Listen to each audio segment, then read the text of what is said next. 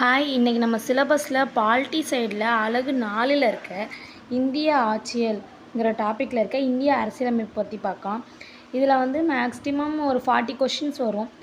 எல்லா புக்கில் இருக்க கவர் பண்ணி கொஷின்ஸ் எடுத்து வச்சுருக்கேன். இதிலேருந்து தான் மேக்ஸிமம் கேட்பாங்க. இப்போ நம்ம கொஷின்ஸ் பார்க்கலாம்.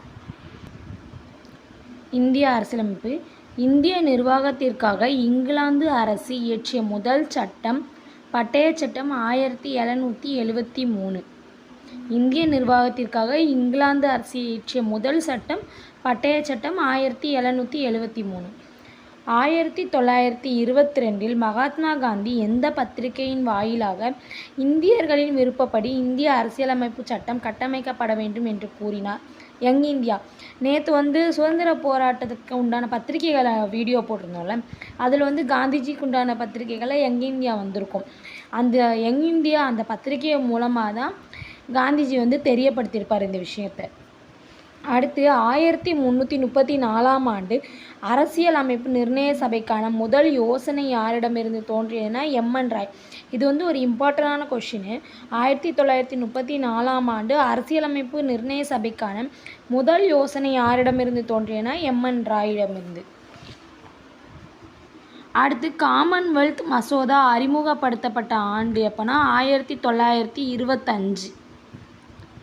காங்கிரஸ் தான் அரசியலமைப்பு சபை, அரசியலமைப்பு சபை தான் காங்கிரஸ் என்று கூறியவர் கிராவில் ஆஸ்டின். அரசியலமைப்பு நிர்ணய சபையின் முதல் கூட்டத்தில் தற்காலிக தலைவராக தேர்ந்தெடுக்கப்பட்டவர் யார்? சச்சிதானந்த சின்ஹா. இதுவுமே ரொம்ப முக்கியமான கொஷின். இதில் வந்து தற்காலிக தலைவர் யார், அதுக்கப்புறம் பெர்மனண்ட்டான தலைவர் யார், துணைத் தலைவராக யார் அப்படி சொல்லலாம் கொஷின் இருக்கும். இது வந்து தற்காலிகமாக தலைவராக யாரை தேர்ந்தெடுத்திருக்காங்க அப்படின்னா சச்சிதானந்த சின்ஹா அவங்கள தேர்ந்தெடுத்துக்காங்க. தற்போது அரசியலமைப்பு எத்தனை அட்டவணைகளை கொண்டுள்ளதுன்னா 12. சுதந்திர இந்தியாவின் அரசியலமைப்பானது எந்த ஒரு வெளி தலையீடும் இல்லாமல் வயது வந்தோர் வாக்குரிமையின் அடிப்படையில் ஏற்படுத்தப்பட்ட அரசியலமைப்பு நிர்ணய சபையால் தீர்மானிக்கப்படும்னா ஜவஹர்லால் நேரு. இதில் வந்து இந்த வெளி தலையீடும் இந்த வார்த்தையை வந்து நல்லா ஞாபகம் வச்சுக்கோங்க. இந்த வார்த்தை வந்தாலே ஜவஹர்லால் நேரு அவங்க நேமை தான் டிக் பண்ணும். அரசியலமைப்பு சபையின் செயலர் HRV ஐயங்கார். இது வந்து இந்த தவறான கூற்றை தேர்ந்தெடுத்துக்கன்னு சொல்லி கொடுப்பாங்கள்ல, அந்த இதுலையே வந்து நம்மளுக்கு 3 கொஷின்ஸ் வந்து கரெக்டாக வரும். அரசியலமைப்பு நிர்ணய சபையின் தற்காலிக தலைவர் வந்து டாக்டர் சச்சிதானந்த சின்ஹா. இந்த கொஷின் நம்ம அங்கே ஏற்கனவே பார்த்தோம். அதன் பிறகு நிரந்தர தலைவராக டாக்டர் ராஜேந்திர பிரசாத் தேர்ந்தெடுக்கப்பட்டுள்ளார். இதில் நம்மளுக்கு 2 கொஷின். தற்காலிக தலைவராக சச்சிதானந்த சின்ஹா அவங்க தேர்ந்தெடுத்திருக்காங்க. அதுக்கப்புறம் நிரந்தர தலைவராக ராஜேந்திர பிரசாத் தேர்ந்தெடுக்கப்பட்டிருக்காங்க. அரசியலமைப்பு நிர்ணய சபையின் துணை தலைவர்கள், தலைவர் இல்லை தலைவர்கள் 2 பேர், HC முகர்ஜி மற்றும் VT கிருஷ்ணமாச்சாரி. அப்போ இதில் தப்பு எதுன்னு பார்த்தீங்கன்னா எதுவுமே கிடையாது. சில சமயம் இப்படின்னு கேட்பாங்க, இல்லை ஏதாவது தப்பு ஒன்று கொடுத்துன்னு கேட்பாங்க. இப்போ இதுலேருந்தே நம்மளுக்கு 3 கொஷின் இருக்குது. தற்காலிக தலைவர் சச்சிதானந்த சின்ஹா, நிரந்தர தலைவராக ராஜேந்திர பிரசாத், துணைத் தலைவர்கள் வந்து HC முகர்ஜி மற்றும் கிருஷ்ணமாச்சாரி. Next 11வது question. சுதந்திர சட்டம் இயற்றப்பட்ட ஆண்டு எப்போனா 1947. மொழிவாரி மாகாணங்கள் குழுவின் தலைவராக இருந்தவர் SK தார். அரசியல் அமைப்பின் பல்வேறு பணிகளுக்காக உருவாக்கப்பட்ட குழுக்களில் சிறிய குழுக்கள் எத்தனை? சிறிய குழு வந்து 13, பெரிய குழு வந்து 8. பெரிய குழுன்னு கேட்டாங்கன்னா 8 போட்டுக்கோங்க, சிறிய குழுன்னு கேட்டாங்கன்னா 13 போட்டுக்கோங்க. தொடக்கத்தில் அரசியலமைப்பு எத்தனை அட்டவணையை கொண்டிருந்தது மற்றும் தற்போது எத்தனை அட்டவணையை கொண்டுள்ளது அப்படின்னா தொடக்கத்தில் வந்து 8 அட்டவணையை கொண்டிருந்திருக்கு. இப்போ வந்து 12 அட்டவணையை கொண்டு வந்திருக்கு. நெக்ஸ்ட்டு அரசியலமைப்பு ஏற்றுக்கொள்ளப்பட்ட ஆண்டுனா 1949 நவம்பர் 26. அரசியலமைப்பு ஏற்றுக்கொள்ளப்பட்ட ஆண்டுனா 1949 நவம்பர் 26. இதே அதுக்கு ஒப்புதல் எப்போ நடைபெற்றது அப்படின்னா 1950 ஜனவரி 24. அது நடைமுறைக்கு எப்போ வந்துச்சு அப்படின்னா 1950 ஜனவரி 26. முதல் கூட்டம் அதுக்காக எப்போ போட்டிருக்காங்கன்னா 1946 டிசம்பர் 9. அப்போ இதில் ஃபஸ்ட்டு எதுன்னு பார்த்தோன்னா இந்த முதல் கூட்டம் 1946 டிசம்பர் 9 முதல் கூட்டம் போட்டிருக்காங்க. அதுக்கப்புறமா 1949 நவம்பர் 26 அதை ஏற்றிருக்காங்க. அதுக்கப்புறம் அது எப்போ ஒப்புதல் நடந்திருக்குன்னா 1950 ஜனவரி 24. நடைமுறைக்கு வந்தது 1950 ஜனவரி 26. கேபினட் தூதுக்குழுவின் தலைவராக இருந்தவர் பெத்திக் லாரன்ஸ். கேபினட் தூதுக்குழுவின் தலைவராக இருந்தவர் பெத்திக் லாரன்ஸ். அரசியலமைப்பை தனது கையால் இத்தாலி வடிவத்தில் எழுதியவர் பிரேம் பிகாரி நரேன் ரைஜெய்டா. அரசியலமைப்பு சபையின் சட்ட ஆலோசகராக இருந்தவர் பி.என். ராவ். இந்திய அரசியலமைப்பு சட்டத்தின் உண்மை பிரதிகள் எந்தெந்த மொழிகளில் நாடாளுமன்ற நூலகத்தில் ஹீலியம் வாயு நிரப்பப்பட்ட பேழையில் வைத்து பாதுகாக்கப்படுகிறது? இந்த கொஷின் ரொம்பவே முக்கியமான கொஷின். இது இந்த மாதிரியும் கேட்பாங்க, இல்லை சரியா தவறான்னு கொடுத்து ஹிந்தி ஆங்கிலம் அந்த மாதிரி கேட்பாங்க. ஆன்சர் ஹிந்தி மற்றும் ஆங்கிலம். இந்திய அரசியலமைப்பு சட்டத்தின் உண்மை பிரதிகள் எந்த மொழிகளில் நாடாளுமன்ற நூலகத்தில் ஹீலியம் வாயு நிரப்பப்பட்ட பேழையில் வைத்து பாதுகாக்கப்படுகின்றன? ஹிந்தி மற்றும் ஆங்கிலம். எந்த வாயுன்னு ஒரு கேட்டிருந்தாங்க, அது ஹீலியம். இந்திய அரசியலமைப்பு அக்டோபர் 30, 2021 வரை எத்தனை முறை திருத்தப்பட்டுள்ளதுன்னா 107 முறை. 2021 அக்டோபர் 30 வரைக்கும் எத்தனை முறை திருத்திருக்காங்கன்னா 107 முறை திருத்தியிருக்காங்க. அரசியலமைப்பு சட்டம் இந்திய மக்களுக்கு முழு அதிகாரத்தை வழங்கியுள்ளது. நாடாளுமன்ற மற்றும் சட்டமன்ற உறுப்பினர்கள் மக்களால் தேர்ந்தெடுக்கப்படுகிறார்கள். அவர்களிடம் நிறைவேற்றும் அதிகாரம் இருக்கிறது. இப்படியாக ஒரு நாட்டின் உச்சநிலை அதிகாரத்தை இறையாண்மை என்கிறோம். நெக்ஸ்ட்டு தவறான கூற்றை காண்க.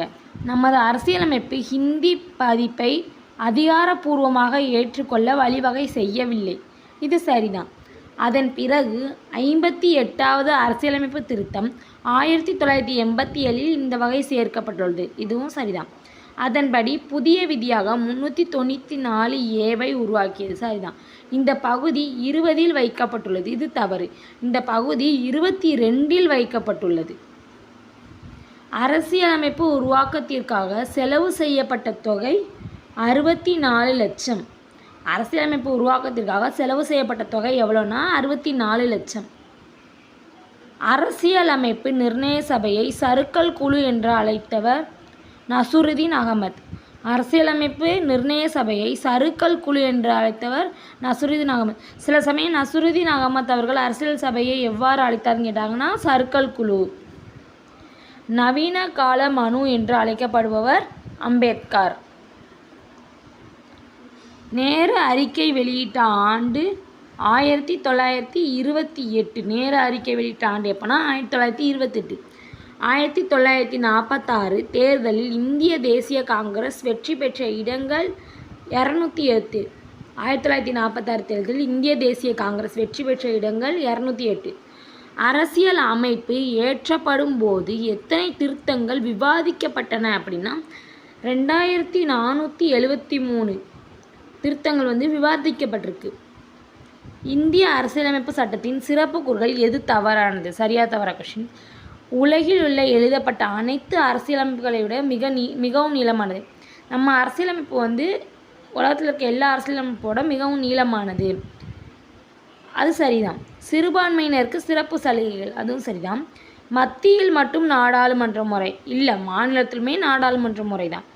கூட்டாட்சி முறை அரசாங்கம், சரிதான். இதில் தப்பானது எதுனா மத்தியில் மட்டும் நாடாளுமுறைன்றதுல இது தப்பு. முதல் முறையாக டோமியோன் சட்டமன்றம் கொண்டு வரப்பட்ட ஆண்டு 1947. அடுத்து சரியானவற்றை தேர்ந்தெடுக்க. இதில் மாற்றி மாற்றி கொடுத்துருக்காங்க. இதில் சரியானது ஃபஸ்ட்டு இறையாண்மை, செகண்ட் சமதர்மம், தேர்டு மத சார்பற்ற, ஃபோர்த் மக்களாட்சி, ஃபிஃப்த்து குடியரசு. இறையாண்மை, சமதர்மம், மதச்சார்பற்ற, மக்களாட்சி, குடியரசு.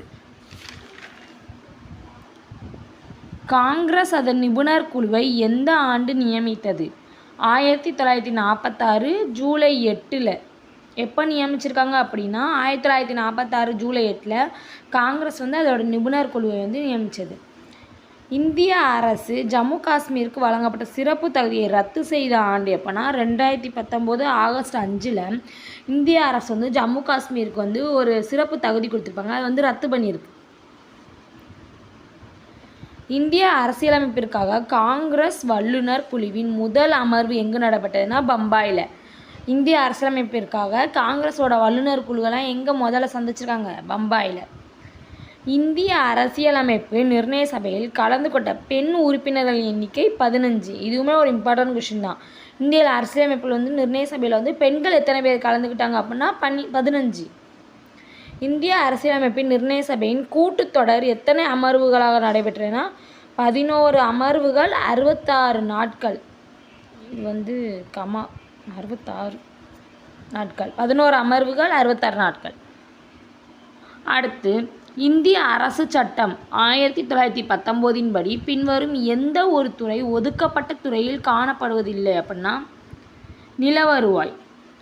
இந்திய அரசியலமைப்பு சபை எப்போது தேசிய கொடியாக மூவர்ண கொடியை ஏற்றுக்கொண்டதுன்னா 1947 ஜூலை 22. இந்த கொஷினுமே முக்கியமானது. மூவர்ண கொடியை வந்து எப்போ இந்திய அரசியலமைப்பில் ஏற்றுக்கிட்டாங்க தேசிய கொடியா அப்படின்னா 1947 ஜூலை 22. இது வந்து இந்த கிரேக்க வார்த்தைக்கு இரட்டையாட்சி என்று வரும்.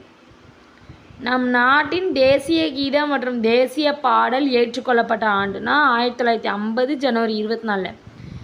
நம் நாட்டின் தேசிய கீதம் அப்புறம் தேசிய பாடல் ஏற்றுக்கொள்ளப்பட்டது 1950 ஜனவரி 24.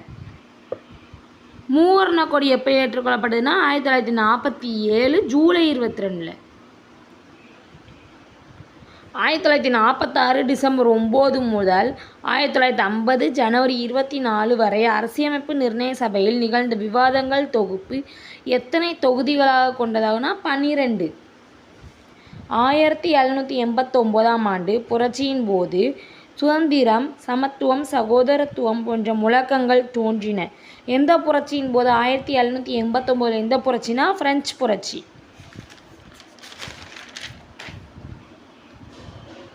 1976 இந்திய அரசியலமைப்பின் முகப்புரையில் சேர்க்கப்பட்ட கூறு சமதர்மம், மதச்சார்பற்று, ஒருமைப்பாடு. எல்லாரும் சமமாக இருக்கணும், மதசார்பற்று இருக்கணும், ஒற்றுமையாக இருக்கணும் அப்படி சொல்லி ஞாபகம் வச்சுக்கோங்க. அரசியலமைப்பின் கருத்தாக்கம் முதலில் தோன்றிய நாடு அமெரிக்கா. இந்திய அரசியலமைப்பு ஏற்றப்படுவதற்கு எத்தனை ஆண்டுகள் எடுத்துக்கொள்ளப்பட்டது? இந்திய அரசியலமைப்பை வந்து ஏற்றுக்கொள்வதற்கு எத்தனை ஆண்டுகள் எடுத்துக்கொள்ளப்பட்டதுன்னா 2 ஆண்டுகள் 11 மாதங்கள் 18 நாட்கள். இதுவுமே முக்கியமான கொஷின் தான். 2 ஆண்டுகள் 11 மாதங்கள் 18 நாட்கள் வந்து இந்திய அரசியலமைப்பு வந்து ஏற்றப்படுவதற்கு இத்தனை நாட்கள் எடுத்துக்கொண்டிருக்காங்க அப்படின்னா 2 ஆண்டுகள் 11 மாதங்கள் 18 நாட்கள். இந்தியா மதசார்பற்ற நாடு என்று கூறுவதற்கான முக்கியமானது மத சிறுபான்மையினருக்கு சிறப்பு பாதுகாப்பு. இந்திய அரசியலமைப்பு 32 இதயம் மற்றும் ஆன்மா என்றவர் டாக்டர் அம்பேத்கர். இந்திய அரசியலமைப்பு பிரிவு 32 வந்து இதயம் மற்றும் ஆன்மா என்றவர் வந்து டாக்டர் அம்பேத்கர். இந்தியா வேற்றுமையில் ஒற்றுமை உள்ள நாடாக விளங்குகிறது. இச்சொற்றொடர் வந்து யாருடைய நூலான டிஸ்கவரி ஆஃப் இந்தியா நூலில் இடம்பெற்றுள்ளனா ஜவஹர்லால் நேரு. டிஸ்கவரி ஆஃப் இந்தியாங்கிறது ஜவஹர்லால் நேரு அவர்களோட ஒரு புக்கு.